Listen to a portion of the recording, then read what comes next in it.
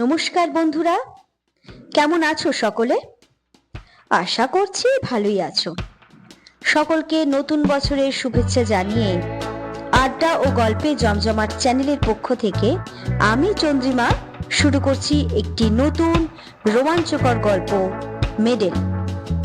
বিভূতিভূষণ বন্দ্যোপাধ্যায়ের লেখা মেডেল। গল্পটা কেমন লাগলো অবশ্যই কমেন্ট করে জানিও কিন্তু। আর আমার সাথে থেকো। ভালো লাগলে অবশ্যই চ্যানেলটাকে সাবস্ক্রাইব করে নিতে ভুলো না। তাই শুরু করছি আজকের নতুন গল্প, মেডেল। কয়েক বছর পূর্বে এই ঘটনা ঘটেছে, তাই এখন মাঝে মাঝে আমার মনে হয় ব্যাপারটা আগা গোড়া মিথ্যে। আমারই কোনো প্রকার শারীরিক অসুস্থতার দরুন হয়তো চোখে ভুল দেখে থাকবো বা ওই রকম কিছুই আর কি, কিন্তু আমার মন বলে তা নয়। ঘটনাটা মিথ্যে ও অবাস্তব বলে উড়িয়ে দেওয়ার কোনো কারণ ঘটেনি। আমার তখনকারের অভিজ্ঞতাই সত্যি, এখন যা ভাবছি তাই মিথ্যে। ঘটনাটা খুলে বলা দরকার। প্রসঙ্গক্রমে গোড়াতেই একথা বলে রাখি যে গত 10 বৎসরের মধ্যে আমার শরীরে কোনো রোগ বালাই নেই। আমার মন বা মস্তিষ্ক সম্পূর্ণ সুস্থ আছে এবং যে সময়ের কথা বলছি এখন থেকে বছর 4 আগে তখনও সম্পূর্ণ সুস্থই ছিল। আমার স্কুল মাস্টারের জীবনে অত্যাশ্চর্য বা অবিশ্বাস্য ধরনের কখনো কিছু দেখিনি। অন্য 5 জন স্কুল মাস্টারের মতোই অত্যন্ত সাধারণ ও একঘেয়ে রুটিন বাঁধা কর্তব্যের মধ্যে দিয়েই দিন কাটিয়ে চলেছি আজ বহু বৎসর। সে বছর বর্ষাকালে গরমের ছুটির কিছু পরে একদিন ক্লাসে পড়াচ্ছি, এমন সময় একটি ছেলে আরেকটি ছেলের সঙ্গে হাত কাড়াকাড়ি করে কি একটা কেড়ে বা ছিনিয়ে নেবার চেষ্টা করছে। আমার চোখে পড়লো। আমি ওদের দুজনকে অমনোযোগিতার জন্য ধমক দিতে অন্য একটি ছেলে বলে উঠল, স্যার, কামিক্ষে সুধীরের মেডেল কেড়ে নিচ্ছে। কার মেডেল? কিসের মেডেল? সুধীর নামের ছেলেটি দাঁড়িয়ে উঠে বললে, আমার মেডেল স্যার। অন্য ছেলেটির দিকে চেয়ে বললুম, ওর মেডেল তুমি নিচ্ছিলে? কামিক্ষে? কামিক্ষে ওরফে কামাক্ষাচরণ মল্লিক নামে ছেলেটি বললে, নিচ্ছিলুম না স্যার, দেখতে চাইছিলুম, তা ও দেবে না। ওর মেডেল যদিও না দেয়, তোমার কেড়ে নেবার কি অধিকার আছে? বসো, ওরকম আর করবে না। কথা শেষ করে সুধীরের দিকে চেয়ে ক্লাসের ছেলেদের পরস্পরের মধ্যে ভাতৃভাব ও সখ্য থাকার ঔচিত্য সম্বন্ধে নাতি দীর্ঘ একটি বক্তৃতা দেবার পরে ঈষৎ কৌতূহলের সঙ্গে জিজ্ঞেস করলুম, কই, কি মেডেল দেখি? কোথায় পেলে মেডেল? ভেবেছিলাম আজকাল কলকাতার পাড়ায় পাড়ায় যেসব ব্যাডমিন্টন খেলা, সাঁতারের বা দৌড়ের প্রতিযোগিতা প্রভৃতি অনুষ্ঠিত হয়ে থাকে, তারই কোনো কিছুতে সুধীর হয়তো 4র্থ স্থান বা ওই ধরনের কোনো সাফল্য লাভ করে ছোট্ট এতটুকু একটা আধুলির মতো মেডেল পেয়ে থাকবে এবং সম্পূর্ণ স্বাভাবিক যে সেটা সে ক্লাসে এনে 5 জনকে গর্ব ভরে দেখাতে চাইবে। এমনকি এই ছুতো অবলম্বন করে ক্লাস শুদ্ধ হেডমাস্টারের কাছে দলবদ্ধ হয়ে গিয়ে এক বেলার জন্য ছুটিও চাইতে পারে। সুতরাং মেডেলটা যখন আমার হাতে এসে পৌঁছলো তখন সেটাকে তাচ্ছিল্যের সঙ্গে হাত পেতে নিলুম। কিন্তু মেডেলটার দিকে একবার চেয়েই দেখি চেয়ারে সোজা হয়ে বসলুম। না, এ তো পাড়ার ব্যাডমিন্টন ক্লাবের বাজে মেডেল নয়। মেডেলটা পুরনো, বড় ও ভারী, চমৎকার গড়ন। কি জিনিস দেখি? মেডেলের গায়ে কি লেখা রয়েছে আধো অন্ধকার ক্লাসরুমে ভালো পড়তে পারলুম না। ওপিঠ উল্টে দেখি মহারানী ভিক্টোরিয়ার অল্প বয়সের মূর্তি খোদাই করা। পকেটে চশমা নেই, মনে হলো অফিস ঘরের টেবিলে ফেলে এসেছি। ইতিমধ্যে অনেকগুলি ছেলে ভিড় করে আমার চেয়ারের চারিপাশে রয়েছে মেডেল দেখবার জন্য। তাদের ধমক দিয়ে বললুম, যাও বসো গে সব, ভিড় করো না এখানে। একটা ছেলেকে বললুম, কি লেখা আছে মেডেলের গায়ে, পড়ো তো। ক্লাস 4 এর ছেলে অতি কষ্টে ধীরে ধীরে পড়লে, ক্রাইমিয়া, সিভাস্টোপোল, ভিক্টোরিয়া, রেজিজিনা। ও পিঠে sergeant S B. Perkins, 6th dragon guards, 1854 সাল। দোস্তুর মতো অবাক হয়ে গেলুম। ক্রাইমিয়ার যুদ্ধের সময় সিভাস্টোপোলের রণক্ষেত্রে কোনো সাহসের কাজ করবার জন্যে এই মেডেল দেওয়া হয়েছিল ইংল্যান্ডের সামরিক দপ্তর থেকে ড্রাগন গার্ডস সৈন্যদলের সার্জেন্ট পার্কিন্সকে। এ তো সাধারণ জিনিস মোটেই নয়। Crimea, Sevastopol, charge of the light brigade. কিন্তু কলকাতার নীলমণি দাস লেনের সুধীর সাহার কাছে সে মেডেল এলো কোথা থেকে? এদিকে এসো, এ মেডেল কোথায় পেয়েছো? ওটা আমার স্যার, ওটা আমার। তোমার তো বুঝলুম, পেলে কোথায়? দাদু দিয়েছেন স্যার। তোমার দাদু কোথায় পেয়েছিলেন জানো? হ্যাঁ স্যার জানি, আমার দাদুর বাবার কাছে এক সাহেব জমা রেখে গেছিলেন। কিভাবে? আমাদের মদের দোকান ছিল কিনা স্যার, মদ খেয়ে টাকা কম পড়লে ওটা বাঁধা রেখে গিয়েছিল, আর নিয়ে যায়নি, দাদুর মুখে শুনেছি। হিসাব করে দেখলুম 86 বছর উত্তীর্ণ হয়ে গিয়েছে। সেই বছরটি থেকে যে বছরে সার্জেন্ট পার্কিন্স এই মেডেল পায়, তখন তার বয়স যদি 20 বছরও থেকে থাকে, এখন তার বয়স হওয়া উচিত 106। সুতরাং সে মরে ভূত হয়ে গেছে কোন কালে। সেদিন ছিল শনিবার। সকাল সকাল স্কুল ছুটি হবে এবং অনেক দিন পরে সেদিন দেশে যাব পূর্বেই ঠিক করে রেখেছিলাম। আমার এক গ্রাম সম্পর্কে জ্যাঠামশাই ইতিহাস নিয়ে নাড়াচাড়া করেন, বেশ পড়াশোনা আছে, গ্রামেই থাকেন। ভাবলুম তার কাছে মেডেলটা দেখালে খুশি হবেন খুব। সুধীরের কাছ থেকে মেডেলটি চেয়ে নিলুম, সোমবারে ফেরত দেবো বললুম। স্কুলের ছুটির পরে বাসা থেকে সুটকেস নিয়ে শিয়ালদা স্টেশনে এসে 2:30 গাড়ি ধরলুম। দেশের স্টেশনে যখন নামলুম তখন বেলা 5:30। 2 মাইল রাস্তা হেঁটে বাড়ি পৌঁছতে প্রায় সন্ধ্যা হয়ে গেল। সন্ধ্যার আগেই হয়তো পৌঁছতে পারা যেত, কিন্তু আমি খুব জোরে হাঁটিনি। ভাদ্র মাসের শেষ, অথচ বৃষ্টি তত বেশি না হওয়ায় পথ ঘাট বেশ শুকনো খটখটে। পথের ধারে বর্ষা শ্যামল গাছপালা চোখে বড় ভালো লাগছিল। অনেক দিন কলকাতা বাসের পরে তাই জোরে পা না চালিয়ে আস্তে আস্তে হেঁটে আসছিল। এখানে প্রথমেই বলি, আমার বাড়িতে কেউ থাকে না। পাশের বাড়ির এক বৃদ্ধা আমি গেলে রান্না করে দিয়ে আসতেন বরাবর। আমার এক বাল্যবন্ধু বৃন্দাবন, অনেক বছর ধরে বিদেশে থাকে। পিসিমার মুখে শুনলুম আজ দিন 15 হলো বৃন্দাবন বাড়ি এসেছে। শুনে বড় আনন্দ হলো। সন্ধ্যার পরেই ওর সঙ্গে দেখা করব ঠিক করে চা খেয়ে নদীর ধারে বেড়াতে বার হলো। যাবার সময় সুটকেসটা খুলে মেডেলটা পকেটে নিলুম, বৃন্দাবনকেও দেখাবো। নদীর ধারে গিয়ে দেখি বর্ষার দরুন নদীর জল ভয়ানক বেড়েছে। নদীর জল কুল ছাপিয়ে দুধারের মাঠে পড়েছে। অনেকক্ষণ বসে রইলুম।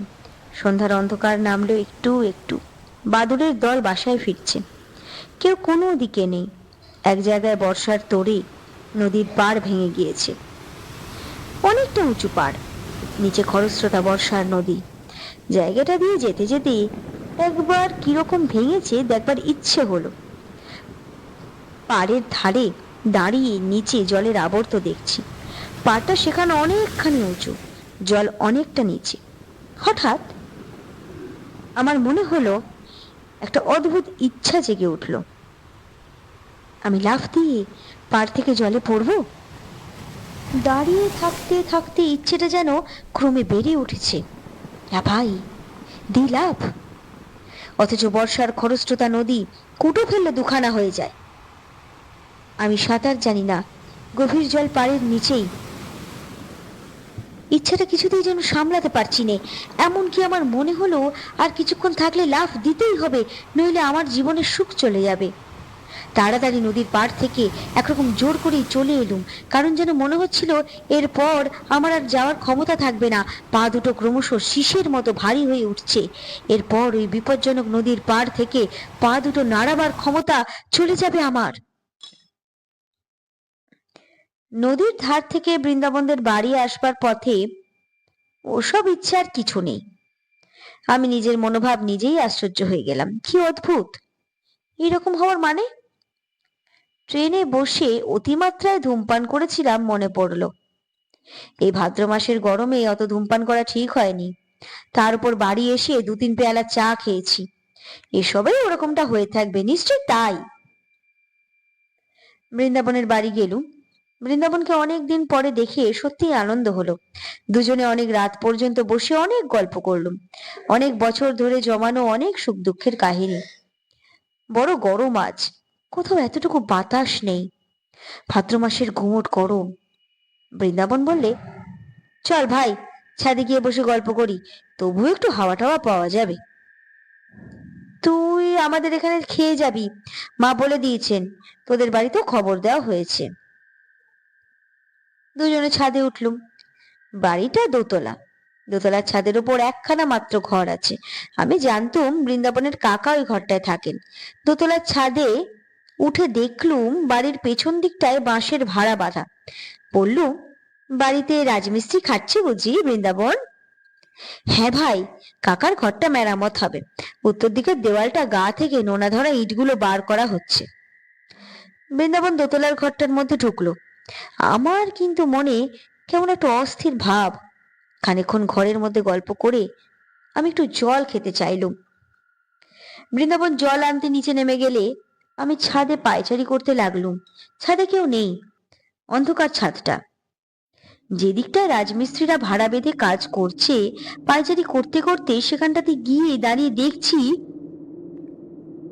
হঠাৎ আমার মনে হলো ছাদ থেকে লাফ দিয়ে পড়ি না কেন। বেশ হবে, লাফ দেব। প্রায় দুর্দমনীয় ইচ্ছা হলো লাফ দেবার। লাফ দেওয়াই ভালো, লাফ দিতে হবে। দি লাফ। এমন সময় বৃন্দাবন ছাদের উপরে এসে বললে, আয় ঘরের মধ্যে, মা চা পাঠিয়ে দিচ্ছেন। আরে ওখানে দাঁড়িয়ে কেন? আরো প্রায় আধ ঘন্টা কথা বলবার পরে নিচে থেকে চা ও খাবার এসে পৌঁছলো। আমরা দুই বন্ধুতে অনেক রাত পর্যন্ত গল্পগুজব করলুম। তারপর বৃন্দাবন খাওয়ার কতদূর জোগাড় হলো দেখতে নিচে চলে গেল। ঘরের মধ্যে বড় গরম। আমি বাইরের ছাদে খোলা হাওয়ায় আবার বেড়াতে লাগলুম। রাজমিস্ত্রিদের ভাড়ার কাছে এসে দাঁড়িয়ে আমার মনে হলো, লাফ এবার দিতেই হবে। কেউ নেই ছাদে, কেউ বাধা দিতে আসবে না, এই উপযুক্ত অবসর। সঙ্গে সঙ্গে আমার মনের গভীর তলায় কে যেন বলছে, লাফ দিও না মূর্খ, লাফ দিও না, পরে চূর্ণ হয়ে যাবে।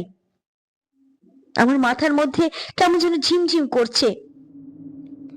কতক্ষণ পর জানি নে, এবং কিসে থেকে কি হলো তাও জানি নে, হঠাৎ বৃন্দাবনের চিৎকারে আমার চমক ভাঙলো। দেখি বৃন্দাবন আমাকে হাত ধরে টেনে তুলছে। এ কি সর্বনাশ! তুই লাফ দিয়ে পড়লি দেখলুম যেন। ভাগ্যিস বাঁশে পা বেঁধে গিয়েছে, তাই রক্ষে। কি হলো তোর? আমার মাথা কেমন যেন ঘুরছিল, গা ঝিমঝিম করছিল। বৃন্দাবনকে বললুম, আমি ভাই কিছুই জানি নে তো। বৃন্দাবন ঘরের মধ্যে নিয়ে গিয়ে আমাকে শুইয়ে দিলে। সকলে বললে, ট্রেনে আসার দরুন আর গরমে শরীর কিরকম খারাপ হয়ে মাথা ঘুরে পড়ে গিয়েছিল। আমি জানি মাথা ঘুরে পড়ে আমি যাইনি, লাফ আমি ইচ্ছা করেই দিয়েছিলুম।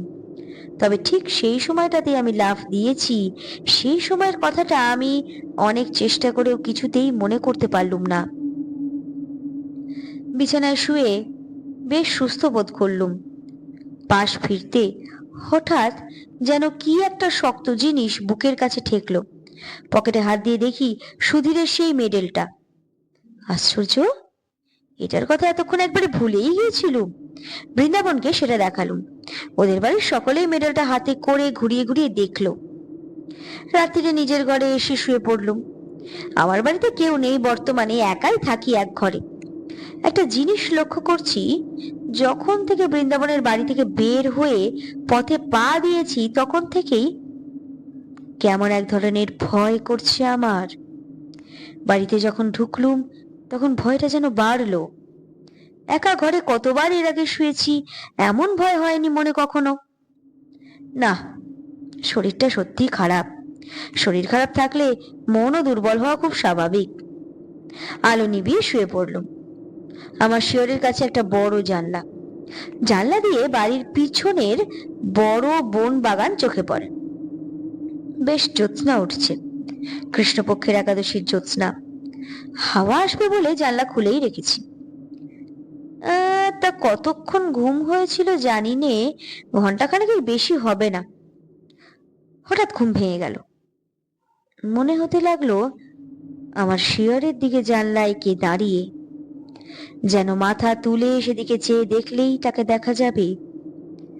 কথাটা মনে হওয়ার সঙ্গে সঙ্গে ভীষণ ভয় হলো, অথচ কিসের ভয় তা জানি নে। এমন ভয় যে কিছুতেই শিয়রের জানলার দিকে তাকাতে পারলুম না। চোখে না দেখলেও আমার বেশ মনে হলো জানলার গড়াদের দুটো হাত রেখে কে দাঁড়িয়ে আছে, জ্বলন্ত চোখে সে আমার দিকে চেয়ে রয়েছে। আমি ওদিকে চাইলেই দেখতে পাবো। প্রাণপণে চোখ বুজে শুয়ে রইলুম, কিছুতেই চাইব না। ঘুমোবার চেষ্টা করলুম, কিন্তু ঘরের মধ্যে কোথাও কি ইঁদুর পচেছে? কিসের পচা গন্ধ, যেন আয়োডিন, লিন্ট, মলম প্রভৃতি উগ্র গন্ধের সঙ্গে পচা ক্ষতের গন্ধ মেশানো। এতকাল বাড়িতে থাকা নেই, যার উপর বাড়িঘর পরিষ্কার রাখার ভার, সে কিছুই দেখাশোনা করে না বোঝা গেল। কে যেন আমার মনের ভেতর বলছে, চেয়ে দেখো, তোমার মাথার শিয়রের জানলার দিকে চেয়ে দেখো না। ঘরের চারিধারে কিসের যেন একটা প্রভাব, কোনো অমঙ্গলজনক, হিংস্র, উগ্র, অশান্ত ধরনের ব্যাপারটা। ঠিক বলে বোঝানো যায় না। আমি যেন ভয়ানক বিপদগ্রস্ত। সে এমন বিপদ যে আমাকে মরণের দোর পর্যন্ত পৌঁছে দিতে পারে। এমনকি সে দোরের চৌকাঠ পার করে অন্ধকার মৃত্যুপুরীর হিমশীতল নীরবতার মধ্যে ডুবিয়েও দিতে পারে। আমি চাইবো না, কিছুতেই চাইবো না শিয়রের জানলার দিকে। কিন্তু যে প্রভাবই হোক, আমার ঘরের মধ্যে দেওয়ালের এ পিঠে তার অধিকার নেই। বহুকাল ধরে পূর্বপুরুষের বাস্তু শালগ্রামের অর্চনা করেছেন এই ঘরে। এর মধ্যে কারো কিছু খাটবে না। আমার মনই আবার এ কথাগুলি যেন বললে। অন্ধকার রাত্রে নির্জন ঘরে মন কত কথা কয়। জানলার ধারে কি যেন একটা শব্দ হলো, অদ্ভুত ধরনের শব্দটা।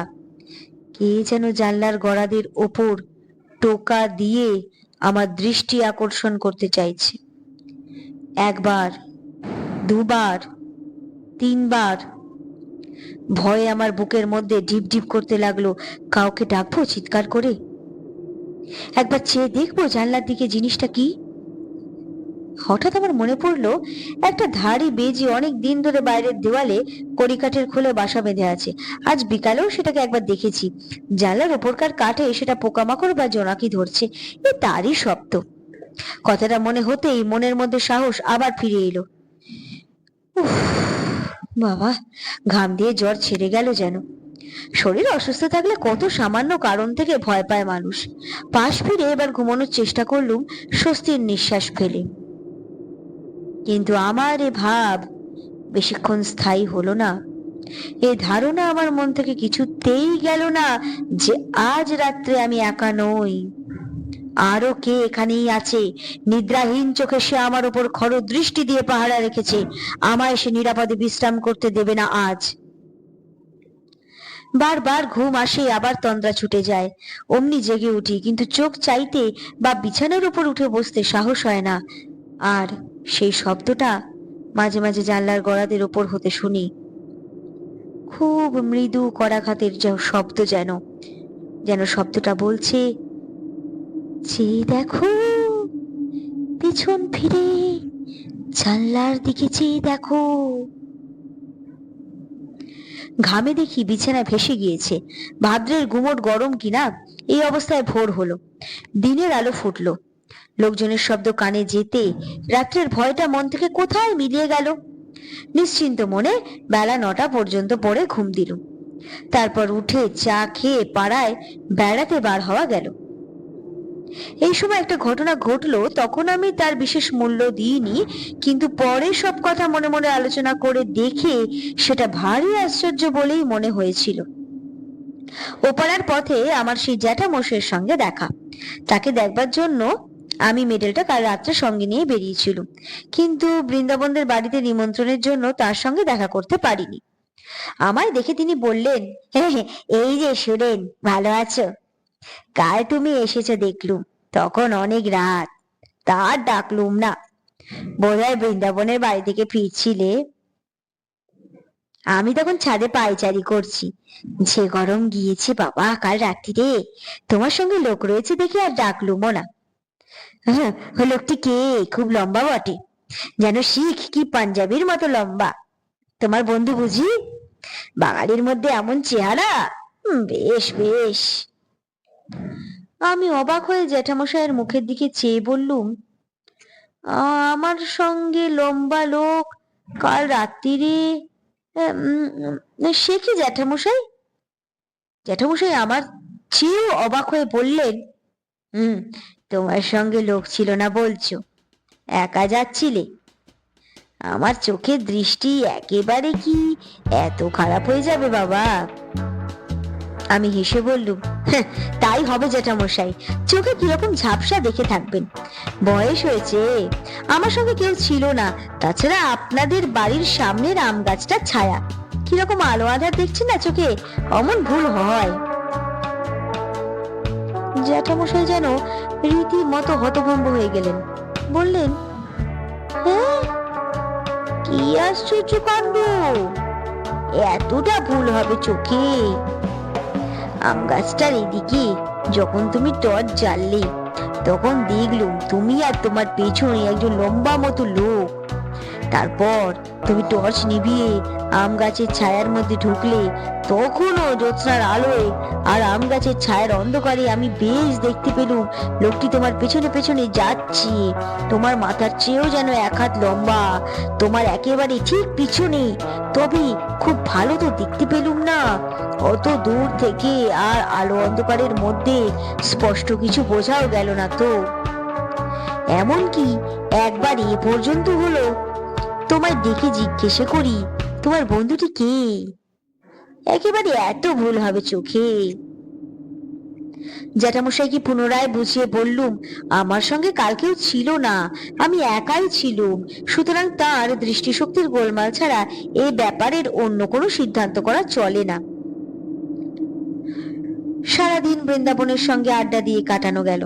গতকাল রাত্রের ভয়ের ব্যাপার দিনের আলোয় এত হাস্যকর বলে আমার নিজের মনে হলো যে বৃন্দাবনকে সে কথাটা আর বলিনি। রাত্রের ট্রেনে কলকাতা ফিরবো। বৃন্দাবনদের বাড়ি থেকে চা খেয়ে বাড়ি এসে সুটকেসটা নিয়ে স্টেশনের দিকে রওনা হয়েছি। তখনই সন্ধ্যের অন্ধকার বেশ নেমেছে। বাউরিপাড়ার বড় বাগানটার মধ্যে দিয়ে আসছি। বাগানটা পার হতে প্রায় 5-6 মিনিট লাগে। মস্ত বড় বাগান। বাগানের ঠিক মাঝামাঝি এসে হঠাৎ পেছন ফিরে চাইলুম কি ভেবে, সঙ্গে সঙ্গে আমার সারা দেহে যেন বিদ্যুৎ খেলে গেল। আচমকা ভয় আমার সর্বশরীর কাঠ হয়ে গেল। কে কে কে কে কে ওটা ওখানে দাঁড়িয়ে? কে? রাস্তা থেকে একটু পাশে আগাছার জঙ্গলের মধ্যে আধো অন্ধকার একটা অদ্ভুত মূর্তি, খুব লম্বা, তার মাথায় ঘোড়ার বালামচির সেই এক লম্বা ধরনের টুপি, পাতলা লোহার চেন দিয়ে থুতনির সঙ্গে বাঁধা। ছবিতে গোরা সৈনিকদের মাথায় যে ধরনের টুপি দেখা যায়, মূর্তিটা যেন নিশ্চল নিষ্পন্দ অবস্থায় আমার দিকে চেয়ে দাঁড়িয়ে, আমার কাছ থেকে মাত্র 10 গজ কি তারও কম দূরে। মরিয়ার মতো আর একটু এগিয়ে গেলুম। এই ভয়ানক কৌতূহল আমাকে চরিতার্থ করতেই হবে। মূর্তি নড়ে না, যেন নিশ্চল পাথরের মূর্তি, কিন্তু বেশ স্পষ্ট দেখছি 7-8 গজ মাত্র দূরে তখন মূর্তিটা। আর ঘোড়ার বালামচির লম্বা টুপি ও ইস্পাতের চেনের স্ট্র্যাপ স্পষ্ট দেখতে পেলুম।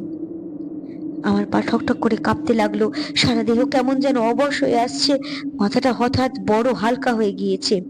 বোধহয় আর 8 মিনিট এভাবে থাকলে মূর্ছিত হয়ে পড়ে যেতুম, কারণ সেই ভীষণ মূর্তিটার মুখোমুখি আমি দাঁড়িয়ে। আমার পা দুটো বেজায় ভারী হয়েছে, নাড়াবার উপায় নেই মূর্তির সামনে থেকে।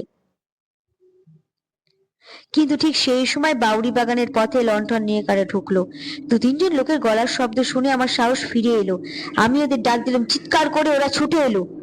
আমায় ওখানে বনের মধ্যে দেখে তারা খুব আশ্চর্য হয়ে বললে, ওখানে কি বাবু, কি হয়েছে? তারপর লণ্ঠন তুলে ওরা আমার মুখ দেখে বললে, ও আপনি, কি হয়েছে আপনার? মুখ একেবারে সাদা ফ্যাকাশে হয়ে গিয়েছে। ভয়টা পেলেন নাকি? বাউরি বাগান জায়গাটা ভালো না, সন্ধ্যের পর এখানে অনেকের ভয় পায়। ওদের লণ্ঠনটা যখন উঁচু করে তুলে ধরলে আমার মুখে সেই আলোয় দেখলুম সামনের মূর্তিটা তখনও সেখানেই ঠিক দাঁড়িয়ে আছে। একজন বললে, কি দেখছিলেন এখানে দাঁড়িয়ে বাবু? এই সারা গাছটা।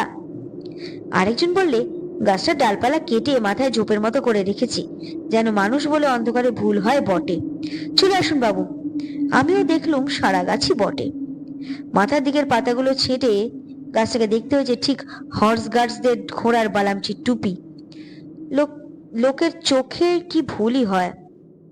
কাল আমি আবার জ্যাঠামশাইকে চশমা নিতে বলেছিল, ভেবে লজ্জা হলো মনে মনে। তিনি বৃদ্ধ লোক, তার চোখের ভুল তো হতেই পারে, আমারও যখন এই অবস্থা। ওরা আমায় আলো ধরে স্টেশনে পৌঁছে দিলে। পরের দিন স্কুলে সুধীরের মেডেলটা ফেরত দিতে গেল। সুধীর বললে, আপনাকে দাদু একবার ডেকেছেন, আমার সঙ্গে ছুটির পর আমাদের বাড়ি আসুন, নিয়ে যেতে বলেছেন। সুধীরের দাদু বললেন, যাক, আমার বড় ভয় হয়েছিল মাস্টার বাবু। সুধীরের কাছ থেকে মেডেলটা নিয়ে গিয়েছেন দেশে, শুনলাম কি না? আপনার দেশের ঠিকানা জানতুম না, তাহলে একটা তার করে দিতুম। ও মেডেলটা আমার বাবাকে একজন গোড়া সৈন্য দিয়ে যায়। আমি তখন জন্মাইনি, বাধা দিয়েছিল আর উদ্ধার করতে পারেনি। বেজায় মাতাল আর গোয়ার ছিল লোকটা। ও মেডেলের বিপদ হচ্ছে, আমাদের বংশের লোক ছাড়া অন্য কেউ নিলে তার বড় বিপদ ঘটে। আমার এক ভগ্নিপতি একবার কিছুতেই শুনলে না, অনেক কাল আগের কথা। বাড়ি নিয়ে গেল মেডেল দেখাতে। সেদিনই সন্ধ্যের সময় ছাদ থেকে পড়ে মারা গেল। মৃতদেহের পকেট থেকে মেডেলটা বেরুলো। আমি কলের পুতুলের মতো শুধু বললুম, ছাদ থেকে পকেটে মেডেল পাওয়া গেল? হ্যাঁ মাস্টার বাবু, আমার নিজের ভগ্নিপতি, মিথ্যে কথা তো বলবো না, আজ 27-28 বছর আগেকার কথা। ওটা আরো 2-3 জন নিয়েছে, তখনই ফেরত দিয়ে গিয়েছে। বলে রাতে ভয় পায়, গা ছমছম করে, কে যেন পেছনে ফলো করছে বলে মনে হয়। ও বাইরের লোকের সহ্য হয় না, প্রাণ পর্যন্ত বিপন্ন হয়, তাই ভাবছিলাম একটা তার করে দেব। একটা কথা বলা দরকার, মাসখানেক পরে আমি আবার দেশে যাই। বাউরি বাগানে ঢুকে যেখানে সে রাত্রে ভয় পেয়েছিলুম, সেদিকে চেয়ে দেখে সে সারা গাছটা কোথাও আমার চোখে পড়লো না। যে আম গাছটার ধারে সারা গাছটা দেখেছিলুম, সেখানে দিনমানে বেশ ভালো করে দেখেছি, কোথাও সে সারা গাছ নেই। বা গাছ কেটে নিলে যে গুড়িটি থাকবে তারও কোনো চিহ্ন নেই। কোশমিন কালে সেখানে একটা বড় সারা গাছ ছিল বলে মনেও হয় না জায়গাটা দেখে। নমস্কার বন্ধুরা, শেষ হলো আজকের গল্প মেডেল। রহস্য রোমাঞ্চে ভরা এই গল্পটা আপনাদের কেমন লাগলো অবশ্যই কমেন্ট করে জানাবেন। অনেক অনেক অনেক করে লাইক করে আর চ্যানেলটাকে সাবস্ক্রাইব করে আমাকে অনুপ্রেরণা যোগাবেন। তাহলে আজকে চলি, নমস্কার।